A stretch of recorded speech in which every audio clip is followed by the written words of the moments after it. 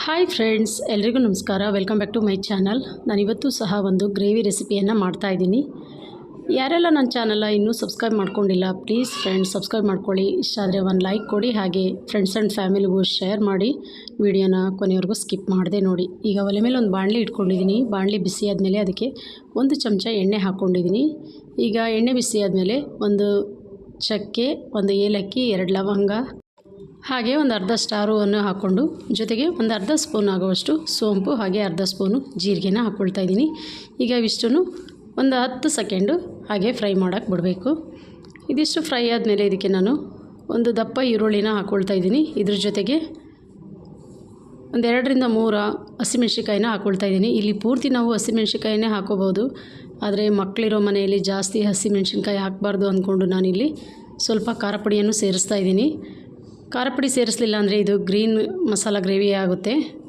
ಈಗ ನೋಡಿ, ಈರುಳ್ಳಿ ಎಲ್ಲ ಫ್ರೈ ಆದಮೇಲೆ ನಾನು ಇದಕ್ಕೆ 1 ಹಿಡಿಯಾಗುವಷ್ಟು ತೆಂಗಿನ ತುರಿಯನ್ನು ಸಹ ಸೇರಿಸ್ಕೊಳ್ತಾ ಇದ್ದೀನಿ.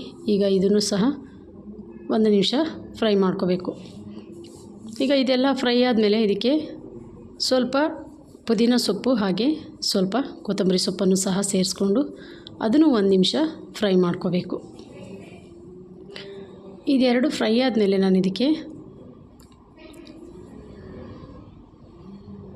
1-2 ಟೊಮೆಟೊನ ಕಟ್ ಮಾಡಿ ಹಾಕ್ಕೊಳ್ತಾ ಇದ್ದೀನಿ. ಈ ಟೊಮೆಟೊನೂ ಸಹ ಹಾಗೆ ಫ್ರೈ ಮಾಡ್ಕೋಬೇಕು. ಇಲ್ಲಿ ಹುರಿಗಡಲೆ ಅಥವಾ ಗೋಡಂಬಿ ಸೇರಿಸ್ಕೋಬೋದು. ಇವೆರಡೂ ಸೇರಿಸೋದ್ರಿಂದ ಗ್ರೇವಿ ಸ್ವಲ್ಪ ಗಟ್ಟಿ ಬರುತ್ತೆ, ಜೊತೆಗೆ ಟೇಸ್ಟು ಸಹ ತುಂಬಾ ಚೆನ್ನಾಗಿರುತ್ತೆ. ಅದಕ್ಕೋಸ್ಕರ ಸೇರಿಸ್ಕೋಬೇಕು.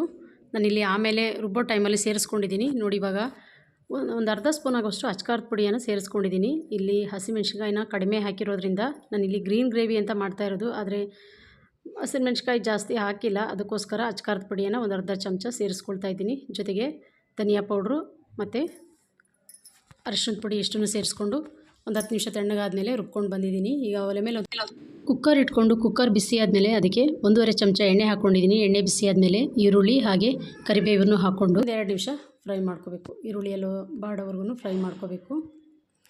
ಈಗ ಈರುಳ್ಳಿ ಎಲ್ಲ ಬಾಡಿ ಆದಮೇಲೆ ನೋಡಿ, ಒಂದು 3/4 kg ಆಗುವಷ್ಟು ನಾನು ಹಸಿ ತೊಗರಿ ಕಾಳನ್ನು ತೊಗೊಂಡಿದ್ದೀನಿ. ಅವನ್ನು ಈಗ ನೀಟಾಗೆಲ್ಲ ತೊಳ್ಕೊಂಡು ಎಣ್ಣೆ ಜೊತೆ ಹಾಕಿ ಸ್ವಲ್ಪ ಮಿಕ್ಸ್ ಮಾಡ್ಕೋಬೇಕು. ಈಗ ನೋಡಿ, ರುಬ್ಬಿಟ್ಟಂಥ ಖಾರನ ಹಾಕ್ಕೊಂಡು ಈಗೆಲ್ಲ ಮಿಕ್ಸ್ ಮಾಡ್ಕೊಳ್ತಾ ಇದ್ದೀನಿ. ಮಸಾಲ ಫ್ರೈ ಮಾಡುವಾಗ ನಾನು ಹುರಿಗಡಲೆ ಅಥವಾ ಗೋಡಂಬಿ ಹಾಕಿದ್ದನ್ನು ತೋರಿಸ್ಲಿಲ್ಲ, ಆದರೆ ಇಲ್ಲಿ ಹಾಕ್ಕೊಂಡಿದ್ದೀನಿ. ಹಾಕ್ಕೋಬೇಕು, ಅವಾಗ ಹಾಕ್ಕೊಂಡಾಗಲೇ ಗ್ರೇವಿ ಟೇಸ್ಟು ತುಂಬಾ ಚೆನ್ನಾಗಿರುತ್ತೆ. ನೋಡಿ, ಈಗ ಇಲ್ಲಿ ಒಂದು 1/4 ಟೀ ಸ್ಪೂನ್ ಆಗುವಷ್ಟು ಗರಂ ಮಸಾಲೆನ ಸೇರಿಸ್ಕೊಳ್ತಾ ಇದ್ದೀನಿ. ಈಗ ಇದನ್ನು ಸಹ ಎಲ್ಲ ನೀಟಾಗಿ ಮಿಕ್ಸ್ ಮಾಡಿಕೊಂಡು ಕೊನೆಯಲ್ಲಿ ಮುಚ್ಚಳ ಮುಚ್ಚಿ 1 ವಿಷಲ್ ಬರೆಸ್ಕೊಂಡೆ. ಇಲ್ಲಿ ನಾನು ಈ ಟೈಮಲ್ಲಿ ಉಪ್ಪು ಹಾಕಿರಲಿಲ್ಲ, ಮರ್ತುಬಿಟ್ಟಿದೆ. ಈಗ ನೋಡಿ, ಮಿಕ್ಸ್ ಮಾಡೋ ಟೈಮಲ್ಲಿ ರುಚಿ ನೋಡಿದಾಗ ಉಪ್ಪಿರಲಿಲ್ಲ, ಅದಕ್ಕೋಸ್ಕರ ಈ ಟೈಮಲ್ಲಿ ನಾನು ಉಪ್ಪನ್ನು ಸೇರಿಸ್ಕೊಳ್ತಾ ಇದ್ದೀನಿ. ಕೆಲವು ಟೈಮ್ ಹಾಗೆ ಮರ್ತು ಬಿಡ್ತೀವಿ. ನೋಡಿ ಎಷ್ಟು ಚೆನ್ನಾಗಿ ಬಂದಿದೆ. ಯಾವುದೇ ರೊಟ್ಟಿ ಆಗಿರ್ಬೋದು, ಚಪಾತಿ, ನಾನ್ ರೋಟಿ, ಪರೋಟ, ದೋಸೆ ಎಲ್ಲದಕ್ಕೂ ಸಹ ಬಳಸ್ಬೋದು. ನೋಡಿ, ಈಗ ಉಪ್ಪನ್ನು ಇವಾಗ ಸೇರಿಸ್ತಾ ಇದ್ದೀನಿ. ಉಪ್ಪನ್ನು ಸಹ ಸೇರಿಸ್ಕೊಂಡು ಹಾಗೆ ಮಿಕ್ಸ್ ಮಾಡಿಕೊಂಡು ಸಣ್ಣ ಉರಿಯಲ್ಲೇ ಒಂದು ನಿಮಿಷ ಅಥವಾ 2 ನಿಮಿಷ ಕುದಿಸಿದ್ರೆ ಸಾಕಾಗುತ್ತೆ.